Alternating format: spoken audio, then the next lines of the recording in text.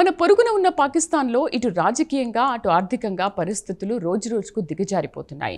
తాజాగా ఖైబర్ పఖ్తూన్ఖ్వా ముఖ్యమంత్రి షోహెల్ అఫ్రిది బహిరంగంగానే పాకిస్తాన్ ఆర్మీ చీఫ్ ఆసిమ్ మునీర్పై తీవ్రస్థాయిలో ధ్వజమెత్తారు. 2024లో జరిగిన జనరల్ అసెంబ్లీ ఎన్నికల్లో ఉద్దేశపూర్వకంగా రిగ్గింగ్కు పాల్పడ్డారని ఆరోపించారు.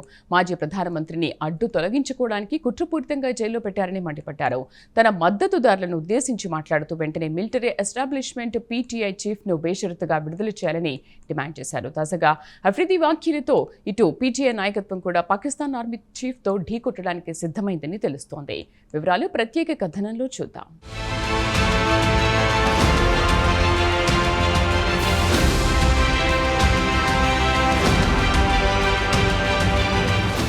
పాకిస్తాన్ ఆర్మీ చీఫ్ అసీం మునీర్ను ఉద్దేశించి ఖైబర్ పఖ్తూన్ఖ్వా ముఖ్యమంత్రి చేసిన కామెంట్లు దేశంలో పెను దుమారం రేపుతున్నాయి. ఒక రాష్ట్రానికి చెందిన ముఖ్యమంత్రి ఆర్మీ చీఫ్ను ఉద్దేశించి ఇలాంటి కామెంట్ చేయడం గతంలో ఎప్పుడూ చూడలేదు.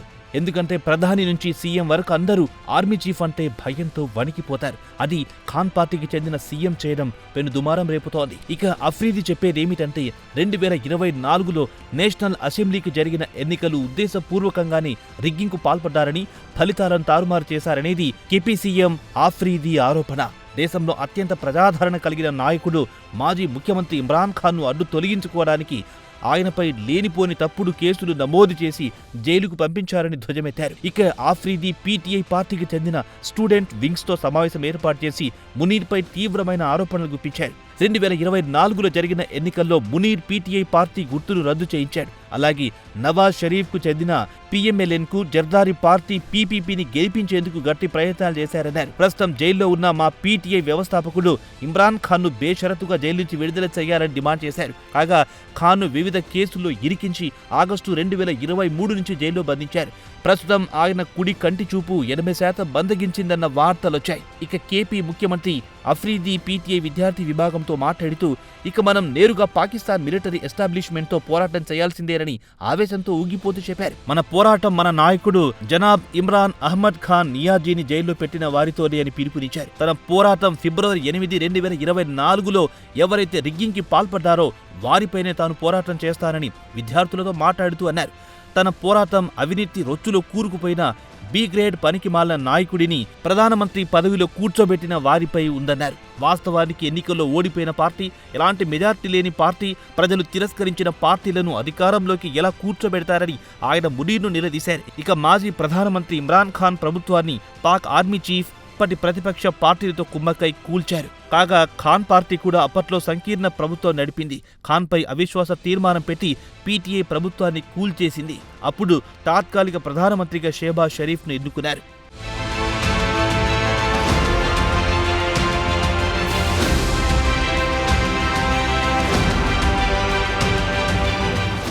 అటు తర్వాత జరిగిన పాకిస్తాన్ నేషనల్ అసెంబ్లీ ఎన్నికలకు ముందు పాకిస్తాన్ ఎన్నికల కమిషన్ ఖాన్ పార్టీ గుర్తును రద్దు చేసింది. దీంతో ఇమ్రాన్ పార్టీకి చెందిన అభ్యర్థులు ఇండిపెండెంట్లుగా పోటీ చేసి దాదాపు అందరూ గెలిచారు.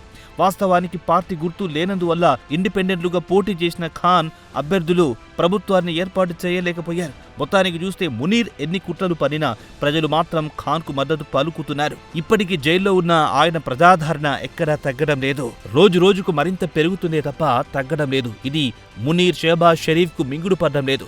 ఖాన్ను జైలు నుంచి విడుదల చేయకుండా కేసుల మీద కేసులు పెడుతూ జైల్లో తీవ్ర ఇబ్బందులకు గురి చేస్తున్నారు. ఖాన్ను కలవడానికి కుటుంబ సభ్యులను అనుమతించడం లేదు. ఖాన్ ఫ్యామిలీ డాక్టర్ను అనుమతించడం లేదు. ఇటీవల పీటీఐ పార్టీ నాయకులు సుప్రీంకోర్టును ఆశ్రయించి ప్రత్యేక అనుమతులు తీసుకుని జైలుకు వెళ్లి కలిసినప్పుడు ఆయన కుడి కంటి చూపు 80% కోల్పోయారని తెలిసింది. ఉద్దేశపూర్వకంగానే ఆయనకు చికిత్స అందించడం లేదని పాక్ ప్రజలతో పాటు పార్టీ నాయకులు షరీఫ్ ప్రభుత్వంపై ఆగ్రహం వ్యక్తం చేస్తున్నారు. జైల్లో ఉన్న ఇమ్రాన్ ఖాన్కు మెరుగైన చికిత్స ఇప్పించాలని ఆయన కుటుంబ సభ్యులు పార్టీ డిమాండ్ చేస్తున్నా షరీఫ్ ప్రభుత్వం మాత్రం అస్సలు పట్టించుకోవడం లేదు. ప్రభుత్వం నిర్లక్ష్యంగా వ్యవహరించడంతో ఖాన్ సోదరిమణులు జైలు ముందు ఇప్పటికీ పలుమార్లు నిరసనకు దిగారు. ఇక ఖాన్ సోదరిమణులకు మద్దతుగా ఆయన పార్టీకి చెందిన కార్యకర్తలు, ఖాన్ అభిమానులు ఎముకలు కొరికే చలిలో రాత్రిపూట జైలు ముందు ధర్నా చేస్తే వారిపై నీటి ఫిరంగులు ప్రయోగించి వారిని చెదరగొట్టారు. ఇక కోర్టు కొన్ని కేసుల్లో బెయిల్ మంజూరు చేసినా ఇతర కేసుల్లో ఇరికించి ఖాన్ భార్యను జైలు నుంచి బయటికి రాకుండా అడ్డుకుంటున్నారు. ఇక ఖాన్ ఆరోగ్యం విషమంగా ఉందన్న వార్త రావడంతో యావత్ దేశం గగ్గోలు పెట్టింది. జైలు ప్రాంగణమంతా పార్టీ కార్యకర్తలు, అభిమానులతో నిండిపోయింది. వరుసగా కొన్ని రోజుల పాటు రాత్రి పగలు జైలు ముందు కూర్చుంటే తప్ప ఖాన్ ముగ్గురి సోదరిమణుల్లో ఒకరిని ఖాన్తో కలవడానికి అంగీకరించారు. అప్పుడు కూడా కేపీ ముఖ్యమంత్రి అఫ్రీది జైలు వద్ద నానా హంగామా సృష్టించారు. ముఖ్యమంత్రి హోదాలో తనను ఖాన్ని కలవడానికి అనుమతించాలని జైలు అధికారులతో వాగ్వాదానికి దిగిన విషయం చాలా మంది టీవీల్లో చూసే ఉంటారు. ఇక పాకిస్తాన్లో పేరుకే పౌర ప్రభుత్వం, కానీ వెనకుండి చక్రం తిప్పేది మాత్రం ఆర్మీ చీఫ్ అసీం మునీర్ అనేది యావత్ ప్రపంచానికి తెలిసిందే.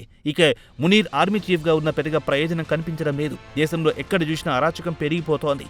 గత ఏడాది దేశంలో శాంతి భద్రతలు దారుణంగా క్షీణించాయి.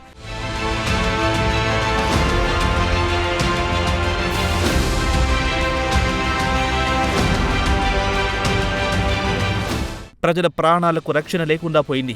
ఎటు నుంచి ఎప్పుడే టెర్రరిస్టు వచ్చి దాడులు చేస్తారో తెలియని పరిస్థితి. పాకిస్తాన్ చరిత్రలో గత ఏడాది జరిగిన హింసాత్మక ఘటనలు గతంలో ఎప్పుడు జరిగి ఉండవు. ఏకంగా 1070 హింసాత్మక ఘటనలు చోటు చేసుకోగా సుమారు 4000 మంది అమాయకులు ప్రాణాలు కోల్పోయారు. యావత్ దేశం అభద్రతా భావానికి గురవుతోంది. ఇక పాకిస్తాన్లో అంతర్భాగమైన బలోచిస్తాన్ గురించి ప్రత్యేకంగా చెప్పాల్సిన అవసరం లేనే లేదు.